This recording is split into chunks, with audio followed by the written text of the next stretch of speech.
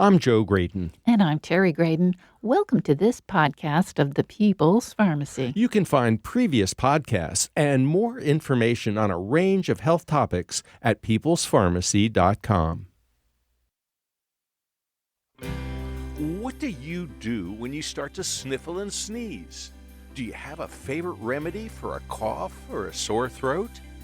This is the People's Pharmacy with Terry and Joe Graydon.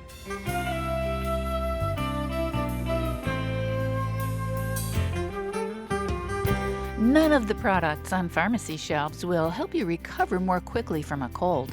Did your grandmother have a home remedy that helped you feel better? Linus Pauling maintained that high-dose vitamin C was beneficial against the common cold. Is there any evidence he was right? You can share your experience with your favorite home remedy for colds on today's show. Coming up on the People's Pharmacy, can home remedies help overcome cold symptoms?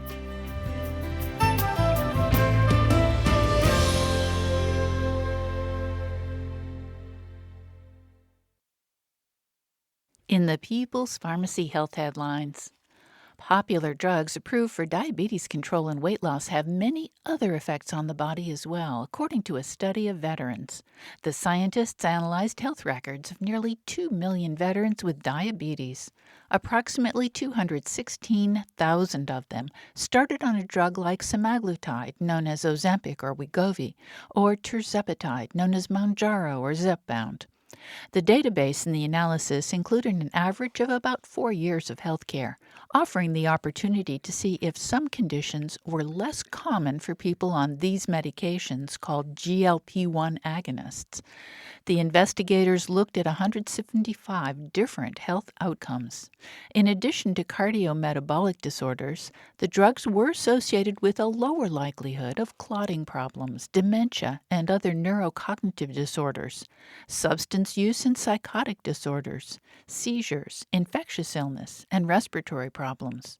On the other hand, men taking these medicines were more susceptible to kidney problems, including kidney stones, digestive disorders, including pancreatitis and gastroparesis, arthritic disorders, and low blood pressure or fainting. What's the ideal temperature for cognitive health in a home environment? A new study is titled Home Ambient Temperature and Self-Reported Attention in Community-Dwelling Older Adults. The investigators collected data from 47 adults over 65 years of age. During the course of the year-long study, the ambient temperature in the homes was monitored carefully. Volunteers reported their ability to maintain attention. The sweet spot was between 68 and 75 degrees Fahrenheit. Temperatures lower or higher than that were associated with attention lapses. The authors concluded that fluctuations in temperature beyond that range could be harmful for cognitive health. A study from Japan suggests that drinking green tea might help protect the brain. Researchers across the country analyzed data from 8,766 individuals over 65 years old. These seniors reported their dietary habits, including green tea and coffee consumption. The scientists also had access to MRI scans of the volunteers' brains. People who drank at least 3 cups of green tea a day were less likely to have lesions visible in their white matter. Those who drank 7 to 8 cups daily had even fewer lesions, on average. Coffee consumption had no impact on white matter images. Green tea consumption didn't affect overall brain volume or the volume of the hippocampus, which is associated with memory. In addition, it didn't make a difference for those at particular risk for dementia due to depression or ApoE4 genes. According to the authors, given that cerebral white matter lesions are closely related to vascular dementia and AD, our findings indicate that drinking green tea, especially 3 or more glasses per day, may help prevent dementia. Something that might not be good for the brain is processed red meat. Researchers at the T.H. Chan School of Public Health and the Harvard Medical School collected data from the Nurses' Health Study and the Health Professionals Follow-Up Study. The analysis involved over 133,000 volunteers over 4 decades. People who consumed at least 1/4 of a serving of processed meat daily were 13% more likely to develop dementia than those who ate just 3 servings a month or less. If people substituted nuts, beans, and fish, they would lower their risk by as much as 20%. Bird flu is spreading far and wide. Georgia chicken farmers have had suspended operations because H5N1 avian influenza has infected a number of poultry farms. Other states are also reporting problems with bird flu. Bird flu infections are not limited to birds. The H5N1 virus has spread to dairy herds and other animals, including cats and wildlife, as well as humans. The CDC has just issued a health advisory calling for more rapid testing of patients hospitalized with influenza to help identify people infected with H5N1. And that's the health news from the People's Pharmacy this week.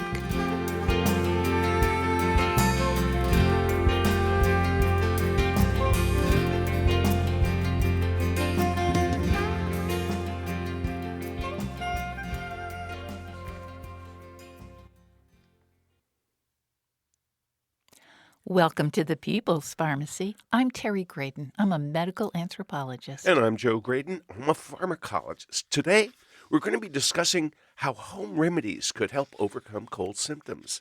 We invite you to join the conversation. Our lines are open, 888-472-3366. You can email us your favorite home remedies, radio@peoplespharmacy.com. Now, special instructions today. When you call, the phone will only ring once. Don't give up. We haven't hung up on you. We'll get to your call as soon as we can. That number again, 888-472-3366. Joe, I'm so sorry you came down with a cold this week. What a bummer. But it gave you a chance to try out some of the home remedies you like best. Yeah, I thought, well, we're doing this show on colds. I ought to get into the swing That's of things. above and beyond the call of duty. Yeah, I need to catch it cold. Well, I did on Wednesday, Thursday, but I'm doing pretty well, and I'm taking my vitamin C and I'm taking my zinc. I brought along my old favorite Vitamin C and the Common Cold. This book was written in 1970 by Linus Pauling. It's a little frayed around the edges, but old Linus turns out like he might have been right after all. Well, there's been a lot of question of that over the years, hasn't there, Joe? There has. I think modern medicine has rejected vitamin C as worthless and Linus Pauling as full of it. Well, there's a new meta-analysis and review of the evidence on vitamin C. It was published this month in the Polish Archives of Internal Medicine. And what surprised me is that there are 15 randomized controlled trials, and get this, over 6,000 participants in these studies. Well, what they found was that vitamin C does not prevent colds.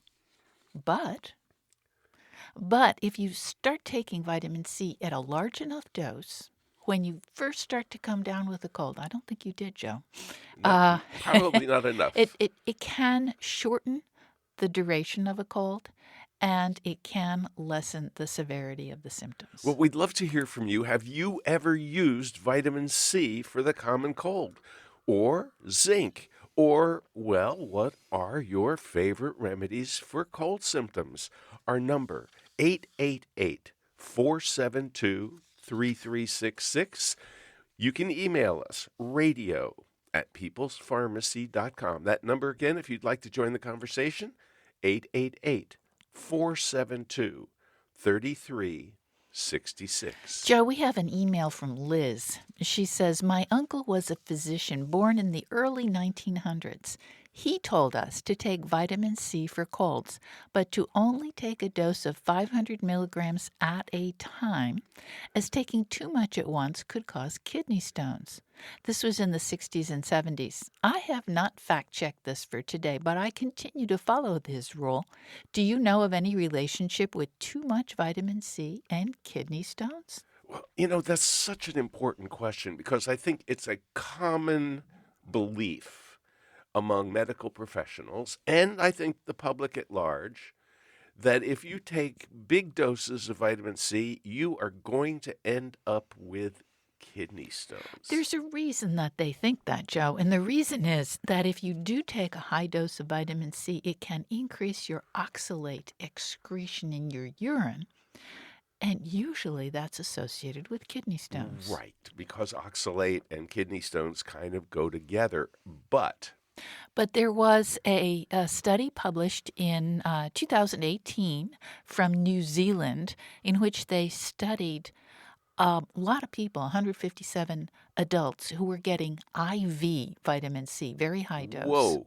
So we're talking heavy duty dosing. up to 119 grams a day. Oh my goodness. That is hard even to imagine. Yeah, it is. That is not your usual dose of vitamin C, and they were concerned that these people might develop kidney stones. They didn't. They didn't find an increased risk of kidney stones among these people getting very high dose vitamin C intravenously. So an actual examination of the data, which, I think if you actually looked in the medical literature, you would say, well, there are lots of references to vitamin C and kidney stones. There are. I also found a little article that was published in Nature in 2023. The title is Vitamins as Regulators of Calcium-Containing Kidney Stones, New Perspectives on the Role of the Gut Microbiome. I didn't get past the abstract, but the abstract says vitamin C increases urinary oxalate, but not the formation of kidney stones. Very interesting. Our lines are open for you to share your best remedies when you come down with a cold. The number is 888-472-3366, or you can email us radio@peoplespharmacy.com. Shall we go to South Carolina, Terry? Let's do that. We'll talk to Kenneth in Aiken. Kenneth, welcome. Hi, this is Kenneth. I was calling about the vitamin C tip. Yeah. Yes, in 2019, I came down with a real bad cold or worse. I went to the doctor, and they were baffled as to what it was. And I was working in my yard. I was trying to get my house sold, so I was fixing the outside up. And I took 1,000 milligrams of vitamin C every hour with plenty of water, and that really knocked the cold up and got rid of it. Wow, really that's happy a with the result. lot of vitamin C. It didn't make you feel sick. No, I drank a lot of water with it. That was the only thing I was concerned, as you mentioned earlier, about the kidney stones, but it really helped with the vitamin C, and I took elderberry syrup and some other stuff, but I think the vitamin C was really what pushed it over the edge, over the top. That is wonderful. Thanks so much for sharing that, Kenneth. Terry, I think one of the reasons that people have been so skeptical about vitamin C is because they assume that all colds or upper respiratory tract infections are created equal. But that's such nonsense.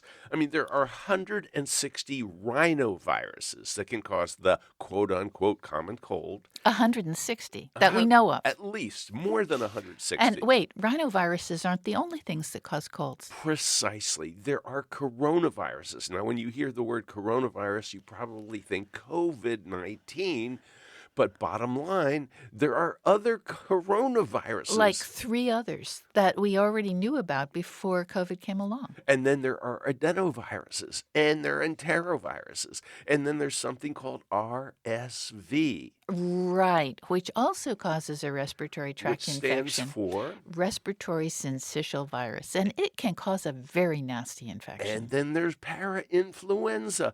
And Oh, wait, human metapneumovirus. Virus. That one is awful. And what about influenza? It's out there. Well, it is. And we do have tests for influenza. We don't have tests for We any of do. these other viruses that cause what we call colds, because colds is sort of a general category that means you feel bad. Yeah, it's like a waste paper basket terminology. And let's not forget there are bacterial infections that cause upper respiratory tract infections, a whole bunch of them. So, why would anybody think that there's like this one magic bullet that would take care of all of these diverse viruses Well, exactly. and bacteria? And that is exactly right. Let's go to Kill Devil Hills and talk to Tom. Tom, you're on the People's Pharmacy. Hi. Hi, Hi. Tom. What's up? Hey, what's going on? Well, I'm we're digging the. Go ahead. no, we're hanging in there. We're What waiting about for you. What's your story?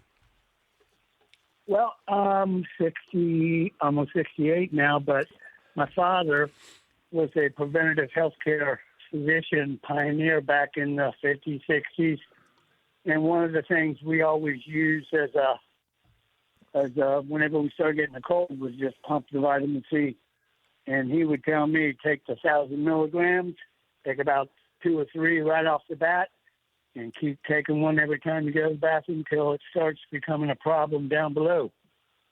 And that's what we did, and it's stuck for generations. So there was even a time where I had a bag of straight ascorbic acid, and I would just mix that in a little glass of water and just boom. So I believe it helps, and it's always been something we rely on. Well, I appreciate that, Tom. Thanks so much. And thanks also for mentioning that if you push the dose enough, some people will develop diarrhea. 888-472-3336 is the number to call. Do you have a favorite home remedy for colds? Have you ever tried astragalus or andrographis?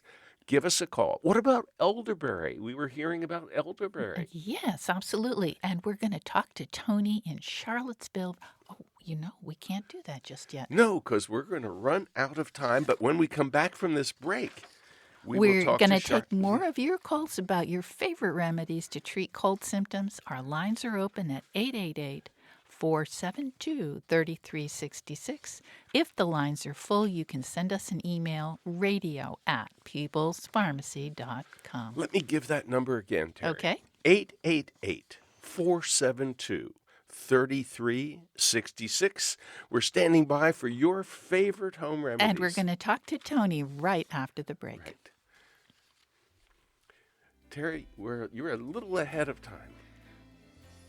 Yeah. So we're coming up on a break. We still have about 30 seconds. What else are we going to talk about? Well, we're going to talk about zinc. I think that's one of the things Tony wants to talk about. Right, and I've been taking zinc. I'm not too fond of the taste. But, Nobody is. But I try to disguise it. The other thing I've been trying, Fisherman's Friend. I don't think you like that taste either. It's an acquired taste, but I do like the benefits I get from Fisherman's Friend. Again, 888-472-3366. Email us, radio@peoplespharmacy.com. You're listening to The People's Pharmacy with Joe and Terry Graydon. This podcast is made possible in part by CocoVia, backed by 20 years of scientific research and the maker of the most proven and concentrated flavanol extract in the market today, Coco Pro Cocoa Extract. Cocoa flavanols are among the most studied plant-based bioactives today and are clinically proven to promote cardiovascular and brain health for the long term, supporting a strong heart and better memory. Get 15% off your order of any CocoVia product by using the discount code PPOD15. Learn more at CocoVia, and remember that discount code is PPOD15.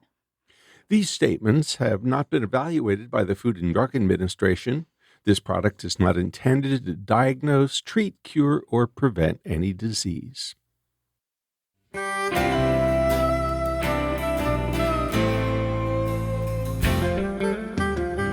Welcome back to the People's Pharmacy. I'm Terry Graydon. And I'm Joe Graydon. The People's Pharmacy is made possible in part by CocoVia dietary supplements. Cocoflavanol supplements that support cognitive and cardiovascular health, made with proven concentrated flavanol extract. More information at cocovia.com. Today, we're discussing home remedies to overcome cold symptoms. Our lines are open for your recommendations. The number is 888-472-3366, or you can email us, radio@peoplespharmacy.com. You know, Terry, you made chicken soup Yes. on Thursday, and it was fabulous. Yes. And it made me feel better immediately. It did for a little while. Yeah. I mean, it doesn't. This is symptomatic. We're talking symptoms. If you go to the pharmacy and you buy something for your cold, it's symptomatic, right? So tell me the recipe. Well, don't we want to talk to Tony first? Just give a quick recipe, and then we'll get to Tony. Okay. Well, I put in plenty of garlic and onion. I put in... How much garlic? I think I put in 3 or 4 cloves. And this was for about 2 quarts of soup. And I put in carrots. If I had celery, I would have put in celery, but I didn't have any, so I had to go without celery. I put in a bunch of thyme from the garden, and obviously chicken and salt and water, and I think that kind of wraps it up pretty well. It was delicious. Yeah. Made me feel better immediately. Yeah. Okay, so we're going to Tony in Charlottesville, Virginia. Yes, indeed. Tony, welcome to the People's Pharmacy. Thanks for your patience. Yeah, hello. Yes, tell us what you do for a cold. Well, it's been years since I've had a cold at all. I went through the whole pandemic without getting sick. And if I'm starting to feel anything at all, my wife's on Enbrel, so she gets sick a lot. I'm a big believer in zinc, Zicam. It goes up my nose. I put the chewables under my tongue. I take the vitamin C. I just medicate myself with everything and anything. And if I do feel sick, it's a little weird and it'll go away within a day. So I'm a big believer in Zicam. It just works for me. Well, great. Thanks so much for sharing that, Tony. Terry, we have an email from Ari in Tampa, Florida. And Ari says, what did the study with 6,000 people mention in the beginning? What did they determine? What was the dose What's and the an adequate frequency? dose? Okay, so the dose has to be at least 1,000 milligrams, 1 gram per day. And the authors of this review actually say, if you want to try this for yourself, do your own personal experiment, you could try 6 to 8 grams of vitamin C a day. Now, one of our previous callers mentioned that if you get the dose high enough, and people's tolerance does vary, some people at 4 or 5 grams a day are going to get diarrhea. Shall we go to Dee Dee in Dallas, Texas, Terry? Absolutely. Hi, Dee Dee. Welcome to the People's Pharmacy. Good morning. Hi there. One thing I would like to say very quickly is thank you for the program. Oh, thank you. Thank you so much. That's so sweet of you. It's not being sweet. It's being you are very valuable to those of us that are out there listening. My story is, as quickly as I can tell it, my mother had a homeopathic practitioner for a number of years. And when she was in rehab in a nursing home, there was a respiratory infection going around, and I called her. And I said, what are you finding works? And I explained the situation.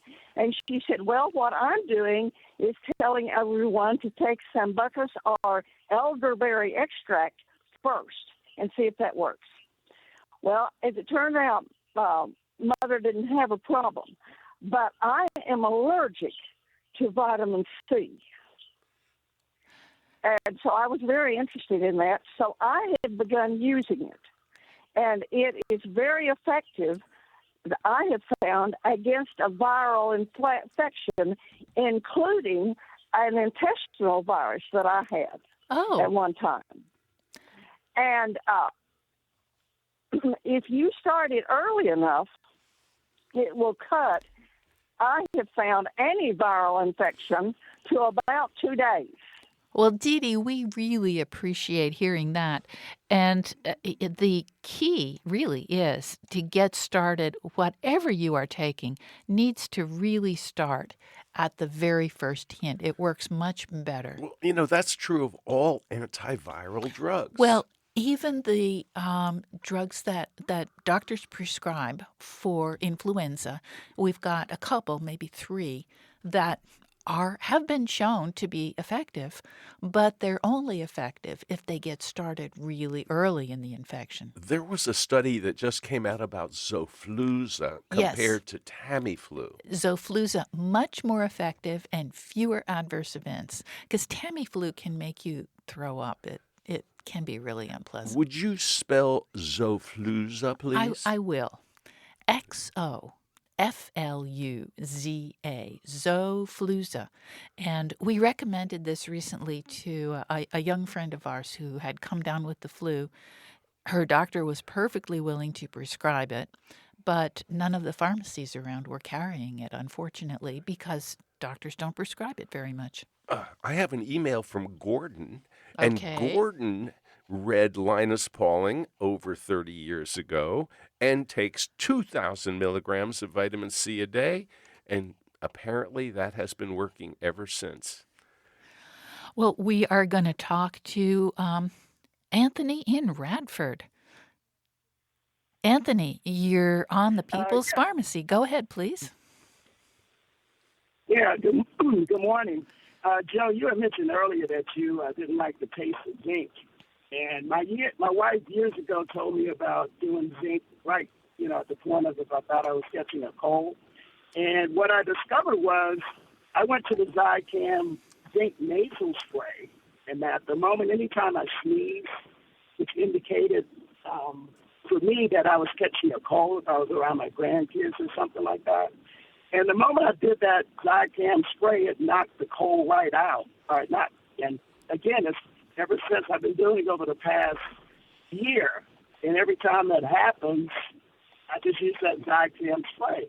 I tried the prescription spray before, but I lose my sense of smell with that. But with the Zicam, it knocks it right out. Well, you mentioned that you lost your sense of smell, Anthony. And I think that is a potential problem of zinc in the nose. And so I think there's even been some litigation around that. So I think that what Zicam is now using is very low dose or some other stuff. I haven't looked at the ingredients lately, but I would caution people to be careful about putting too much zinc up their nose. It might affect your sense of smell. Exactly. And we know that if you lose your sense of smell and if you can't get it back, it really has an impact on your quality of life. Well, that's, of course, happened with COVID. It did. And many people are suffering as a result. Let's talk to Mary in Winchester, Virginia. Mary, you're on the People's Pharmacy. Hi. I haven't had any flus or colds forever, but what I used to do is maybe squeeze a lot of lemons and put honey in it and drink that hot. But my major secret is to sweat.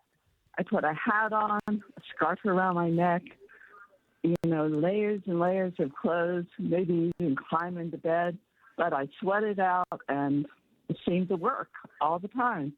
Well, Mary, that I is like that one too, so Mary. fascinating that you would mention that, because I think if you go back in time and ask grandmothers, what do you use, or did you use, or what did your grandmother use when you came down with a cold or the flu, they would say you sweat it out, put on the quilt, get under the covers. And Terry, we talked to Dr. Roger Schwelt a couple of months ago, and we asked him about sauna bathing and the whole idea of heat and the body's fever reaction to a viral infection. And what did he tell us? Well, he said that fever is an important part of your body's response to an infection. And it impacts interferon and other cytokines, which is the body's way of fighting off infection. So what's in all of the over-the-counter cold, cough, and flu remedies? Fever reducers, like acetaminophen mostly, or some ibuprofen. Ibuprofen or naproxen. And so it's like, wait a minute, you're taking a medicine that is going to undermine your body's own natural viral fighting chemicals. Absolutely. Why would you do that? Well, that's a good question. So I think Mary had the right idea when she said, I sweat it out. Now, of course, a really high fever needs medical treatment. And I think Dr. Schultz said around 103 Fahrenheit was the cutoff. Yeah, you don't necessarily want somebody to be spiking a fever of 104 or 105. That could be risky. So I'm going to Gary because he has an email. He says Okay. vitamin C and salt water. Uh-huh. It's anecdotal. I take 500 to 1,000 milligrams at the first sign of a cold. Never fails. Gargling with salt water at the first sign of a sore throat. Parents and grandparents used it also. And I think gargling with salt water is a very old-fashioned home remedy that definitely makes your sore throat feel better. And Dr. Tironi Lodog, who has been a guest on this show many, many, many times, more than I can count right now, often tells us about when she was a kid, her grandmother used to make a sage tea solution. And when the kids had a sore throat, she would say, it's sitting right there by the kitchen sink. Every time you walk past, I want you to gargle with it because it'll make your sore throat feel better. Oh, and by the way, then clean up the sink. Right. Where to, Terry? We're talking to Terry from Elon, North Carolina. Terry, welcome to the People's Pharmacy. Thank you. Hello. Just want to mention I've been doing the vitamin C regimen for probably 20 years. And I discovered a book, and this is after reading about Linus Pauling and Dr. Klenner, The Vitamin C Infectious Disease Toxins, the Curing the Incurable by Dr. Thomas Levy. And this is a fairly detailed book that goes through. But anyway, to make a long story short, I dose, and when I dose based on body weight. In other words, I do 1,000 milligrams for 10 pounds body weight. And that's a maintenance dose. And so when I come around people that I believe could have a flu or a cold, I double it. Now, they actually recommend higher doses than what I take. But also I found out that females and males have absorption of different kinds of vitamin C. Absorbate for females, absorbate for males. And when a female gets too much absorbic, they develop gastrointestinal issues. Okay. Well, and a male does not, unless you get over, like 10 or 12,000 grams a day. Right. Well, Terry, thank we you. we do appreciate that. Terry, we are going to interview Dr. What is his name? He's from Finland. Harry Hemila. I don't know how you pronounce it, Hamila. but it's spelled Hemila. And we're going to talk to somebody else who has used vitamin C for cancer, which is one of the things that Linus Pauling was talking about back in 1970s. This would be the intravenous very high dose. Right. But there's new research, And Yeah. it's really fascinating. Yeah. Where to next? We're talking to Rebecca, who is in Newport Richey, Florida. Rebecca, what's on your mind? Good morning. Oh dear, Rebecca, I'm sorry. We have a problem. Minnie Mouse got on the I line. am afraid that was Oops, not so good. okay. Let's go to Bonnie in Hiko. How do you pronounce it? Heiko, perhaps. Heiko? Hey, Bonnie, how do you pronounce where you live? Heiko. Heiko, okay. Heiko, Texas. Where is Heiko, Texas? It is southwest of Fort Worth, Dallas. Okay. And what's this about a hot toddy? Growing up as a child, of course, I'm elderly now. As a child, my parents would fix a hot black tea with lemon juice and honey and a little bit of whiskey whenever we had a cold. Okay. That sounds like a classic. It does. Hot toddy recipe. It does. And I remember, Joe, when I was in France, the hot toddy was basically rum and sugar and lemon juice in hot water. I think there are a variety of alcoholic beverages that have been used, but mostly whiskey. We don't know if any of them make you feel better for a short period of time, but they could. Hot beverages in general are kind of nice for a cold. They do tend to ease the congestion for a little bit. That's one of the things we love about ginger tea, Joe. Exactly. Now, we mentioned astragalus. What is it and how do you use it? Well, astragalus is a Chinese herb. You use the root. It looks like a tongue depressor because this dried root has been sliced into long, thin slices, and you put it in your chicken soup. I forgot to put it in the chicken soup I made for you, Joe. Oh, it's not too late. I could use a little more chicken soup, I think, today. I think so.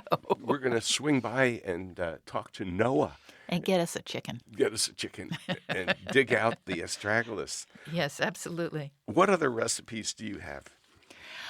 Well, actually, I found some research last night that said the Chinese have been studying chicken soup. So aside from the astragalus... How long have they been studying?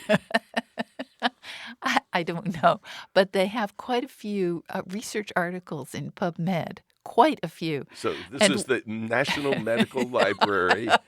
And so they've been studying. What did they discover? They found that if you make your chicken meat into soup, it changes the metabolites that you get from the chicken meat.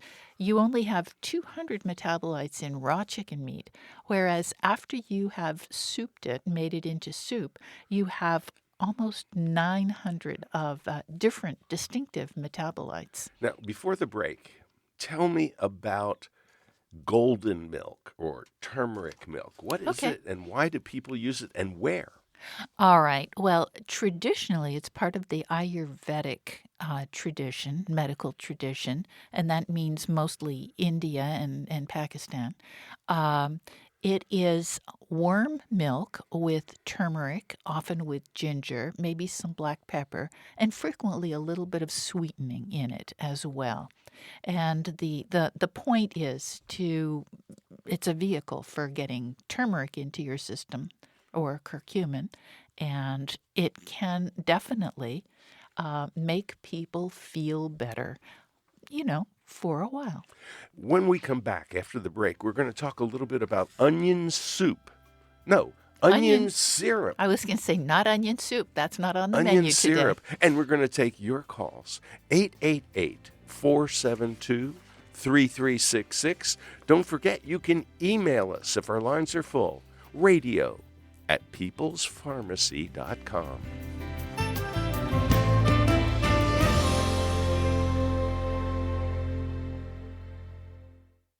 You're listening to The People's Pharmacy with Joe and Terry Graydon. Are you ready to move easily and independently without pain or stiffness holding you back? Do you want to look in the mirror and see a plump, hydrated glow instead of more fine lines and wrinkles? Discover Native Path Collagen, made with only type 1 and 3 collagen fibers, the two most important types that make up 90% of the collagen in your body. Found in your cartilage, bones, skin, hair, nails, and gut, types 1 and 3 provide maximum benefits without the need for unnecessary fillers. Native Path Collagen is a single ingredient formula with no fillers, additives, or artificial sweeteners. Plus, it's third party tested for heavy metals, ensuring purity and safety. Completely flavorless, Native Path Collagen can be added to anything. Coffee, smoothies, soups, you name it. Its peptide formula makes it more bioavailable, meaning it's absorbed more easily and mixes perfectly without clumping. And the best part? Native Path offers amazing bundle deals. With this special link, you can get 3 or 6 packs at a fraction of the price of other brands. With over 4 million jars sold, 1 million happy customers, 8,000 five-star reviews, and a 365-day no-risk guarantee, Native Path is a trusted choice. Plus, they offer an 800 number for any questions about usage, recipes, or ingredients. And you'll speak to a real person ready to help.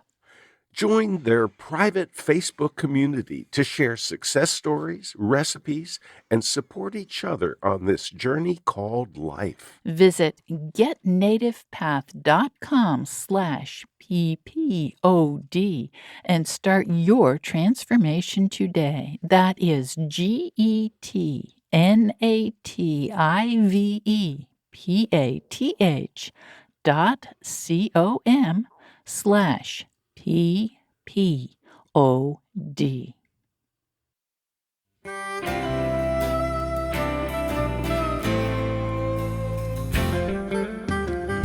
Welcome back to the People's Pharmacy. I'm Joe Graydon. And I'm Terry Graydon.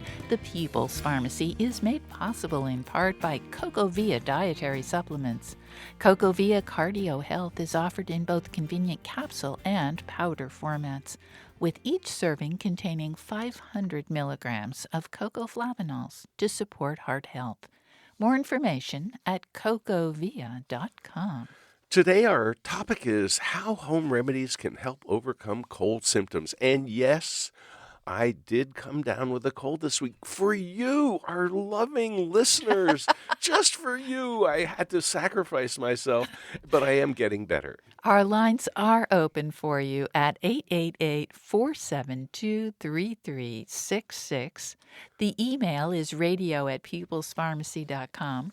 When you dial up, the phone will only ring once, but don't give up. We'll get to your call as soon as we can. Now, Terry, time tea. Oh, it is a favorite in our household. I make thyme tea with about half a teaspoon of dried thyme leaves per 6 ounces of hot water. Let it steep for about 5 minutes, and then I put in honey and usually some lemon. And you know what? It helps for a cough. It kind of calms that cough down for a couple of hours. Okay, back to the phones. Where to, my dear? Back to the phones. I think we're going to Richmond, Virginia. Valmore, you're on the People's Pharmacy. Oh, thank you for taking my call. You offer a great service. Thank God for you. I'm calling regarding holistic remedies, and you've mentioned a lot of them because I don't like to take tablets and pills, but I do take vitamin C. And what I also do for vitamin C is I'll get like two 5-pound bags of oranges, and I would take like 4 or 5 oranges at a time, and that normally helps. The ginger and garlic poultice that we make up with a little bit of honey, we take a tablespoon of that every day. We did that through the pandemic, and like Tony, I didn't stay at home. I went to work and everything, and I didn't get COVID. The zinc the chicken soup, all of those things, and the sweating. My grandmother used to put Vicks Formula 44 on my chest. I'm sorry, the Vicks Vapor Rub, and then put me with sweat shapes, and then I would go ahead and sweat it out overnight. And these things normally help diminish the symptoms or make it get better. Well, I was hoping somebody would mention Vicks Vapor Rub. Valmore, thanks for all those suggestions. Terry, I'm thinking now maybe 20 years, maybe 30 years ago. It was on the radio. We took a call from Charlotte, North Carolina, I think. And the nurse who talked to us said, "You're going to think I'm crazy, but I put Vicks Vapor Rub on the soles of my kids' feet overnight to keep them from coughing at night. Now, you have to put on socks so the sheets don't get all messed up." But we did think she was a little, not crazy, but I thought it was an interesting and unusual approach to using Vicks Vapor Rub. But you know what? It works. Well, I tried to explain it pharmacologically, and that did not work. Because, how could you absorb the ingredients in Vicks Vapor Rub, which are what? Menthol, camphor, and eucalyptol are the active ingredients. There are some inactives, which I'm not sure are really inactive. And she said it really works fast. And I'm thinking, the soles of your feet, that's that kind of rough skin. You know what? I'm thinking anything that works fast has to be working through trip channels, which we did not know about 30 years ago. No. Transient receptor potential channels. And so I now think that there's an explanation for why Vicks on the soles of your feet can ease a nighttime cough, because they are stimulating those nerves which are in your feet, going straight up to the cough center in the medulla oblongata, and they are somehow overwhelming the cough reflex. Now, we heard from a woman who did this test with her twins. Yeah, it was an inadvertent, controlled, not double-blind study that she did with an N of 2. She had these two twin girls that both came down with a horrible cold, and they were coughing at night, keeping her awake. But she only had enough Vicks to put it on the feet of one child. And so she did that, and that child did not cough that night, but the other kid did. So the next day, she went out and got more Vicks and switched it around and had the same result. The child who got the Vicks on did the not feet cough. didn't cough. Where to next? Well, I think we could talk to, you tell me. Jules in Clearwater, Clearwater, Florida. Let me get to Jules. Here we go. Hi, Jules. You're on the People's Pharmacy. What's on your mind?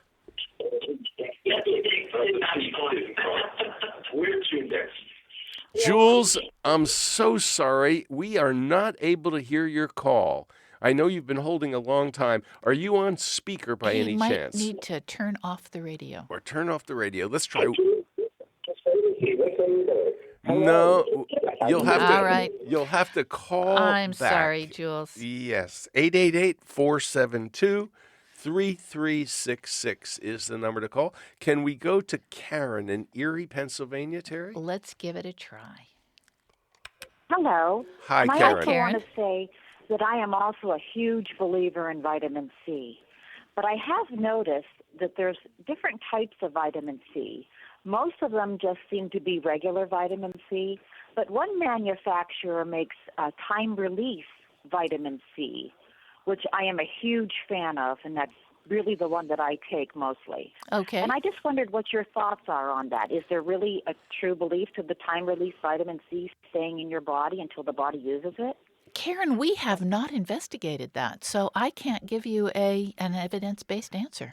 But it makes sense to me. And, I think one of the things that people do instead of time release is they just take smaller doses repeatedly throughout the day, because you excrete, I'll be honest, you pee out the vitamin C on a regular basis. So if you were to take 1,000 milligrams at breakfast time, there'd be a lot less in your body by noon or by 3 in the afternoon. So, your system, time release, would work. Or people say, I take 250 milligrams at 8 o'clock and at 10 o'clock and at noon and at 2 and at 4. And if you're fighting off a cold, you might take 500 milligrams at, breakfast time and again at lunchtime and again at before supper time. But thanks so much for the call, Karen. We appreciate your insight. Thank you so much. Bye-bye. Shall we go to Grapevine, Texas, and find out what Alan has to say about Carlton Fredericks? We will see. I don't know anything about Carlton Fredericks. Oh, I remember Dr. Carlton Fredericks. Tell us about him, Alan. Hi. My father, when I was about 10 years old, there were 8 of us, 8 children in the family. Well, he became hooked on Dr. Fredericks, and he made us all take 2,000 milligrams of vitamin C a day, one at a time, one in the morning and one, in the afternoon. And I didn't think much about it, except none of us seemed to get cold very often. And I joined the Army when I was 17 out of high school, and there was this guy in my platoon who had a terrible cold one time, and I always had my vitamin C's, 1,000 milligrams. I gave him 4,000 milligrams, 4 pills. I told him to take 2 right away and then wait 3 hours before us. Anyway, the next day, he was completely cured. He thought it was a miracle. He thought I was a magician or whatever. Anyway, I've been taking vitamin C for all my life. I'm 80 years old now. Whoa, how many years old? 80. Good for you, Alan. You sound like you're doing great, Alan. And Carlton Fredericks was on the radio, right? Yes, Dr. Carlton Fredericks. But later on, I did a little research, and I found he wasn't really a doctor. I don't know if it was a website I went to or what. But in either case, big proponent of vitamin C. My father was, shall I say, well, not exactly brainwashed, but vitamin C was sort of like, the Holster communion. Okay. Hey, Alan, thank you so much for calling. Bye-bye. You're very welcome. Thank you for taking. Terry, I see somebody has written in an email about turkey tail soup. Turkey tail mushroom, they're making it into soup or they're taking it as tea. Very often it's used as tea. Maybe it is tea. I'm looking for that email. Turkey tail. There it is. Turkey tail tea, ASAP, at the onset of cold symptoms. ASAP, as we've already said, Joe, is really important. Well, what's turkey tail? Turkey tail is a mushroom that I can't remember the Latin name for it right now, but it does have a reputation that is based on at least some research for helping your immune system respond to pathogens like viruses. So I would say the turkey tail tea, definitely worth a try. Here's Francis in Penna Bluffton, South Carolina. Saline nasal wash flush with a neti pot works for me. Okay. And what that's doing, and you could do this even without the neti pot, you could use a squirt thing that you could get at the drugstore with saline solution. And what it's doing is it's sort of rinsing out the nasal passages and and hopefully getting rid of all those viruses. Now, this comes from John in Fayetteville, North Carolina. He says, I'm 74. I know I'll have a cold for 7 days, no matter what I do. You can take every remedy in the pharmacy. It'll go away in a week or nothing at all, and it'll go away in 7 days. He says, I usually had a desk-type job. I was involved with pastoral ministry and social work. When I feel the beginning of a cold with a tickly nose and roughness in the throat, I would stay home the first day. Now, that's a great idea because it means you're not exposing other people to your crummy cold. I would say probably more than a day. A couple of days would be Yeah. appropriate.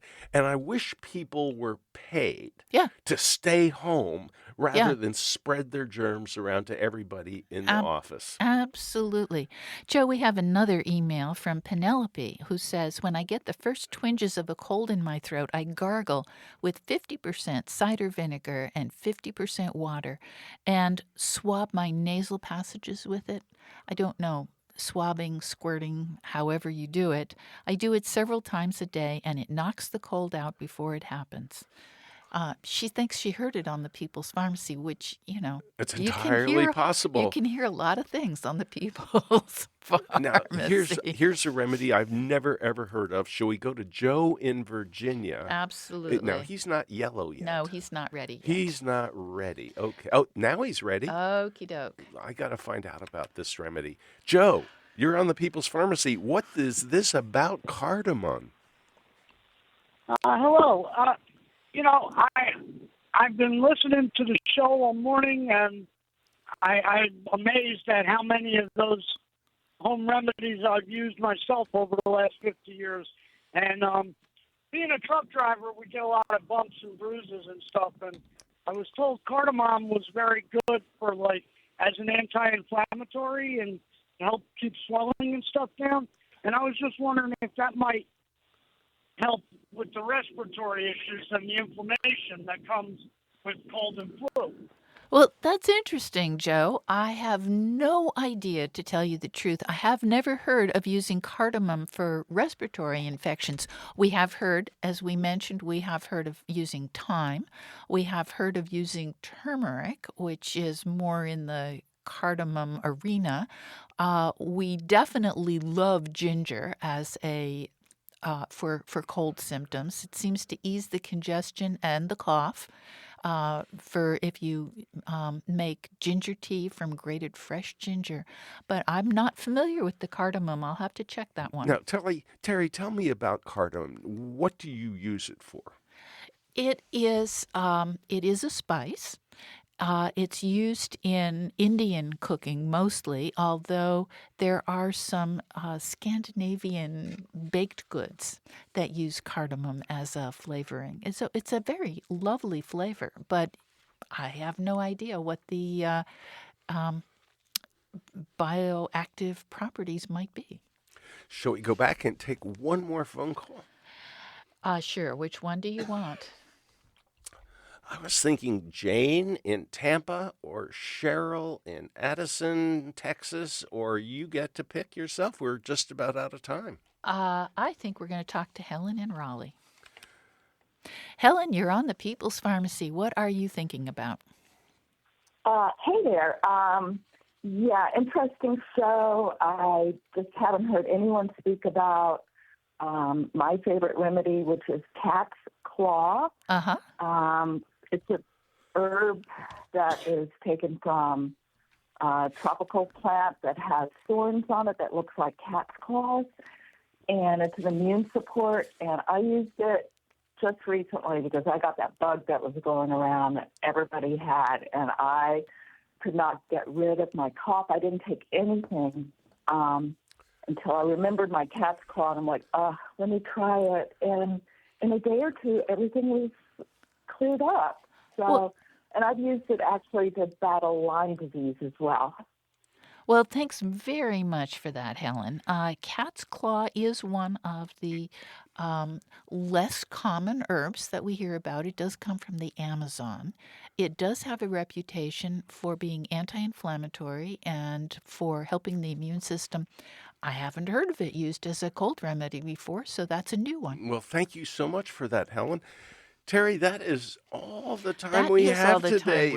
We have just touched on the tip of this cold iceberg. Well, we want to thank you all for listening and for sharing your stories.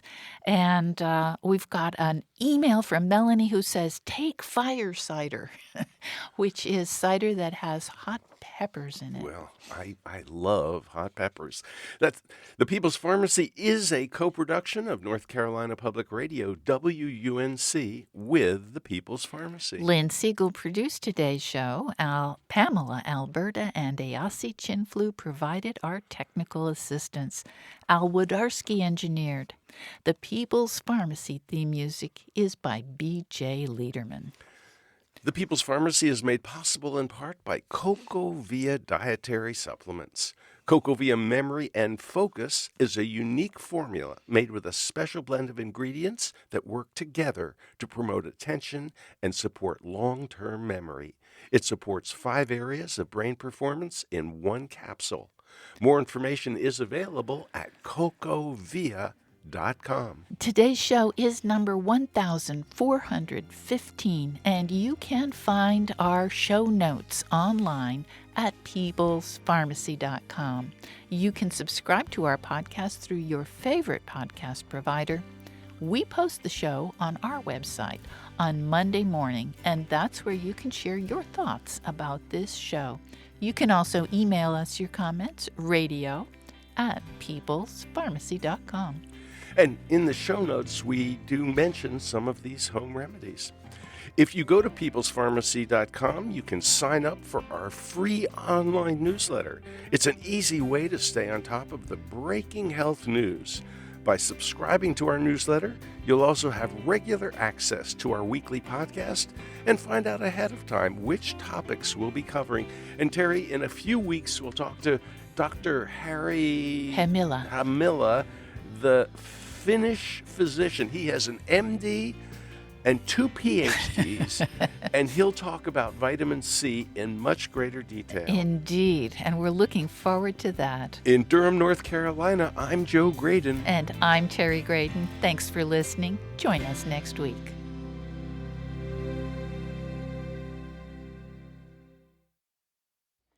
Thank you for listening to the People's Pharmacy Podcast.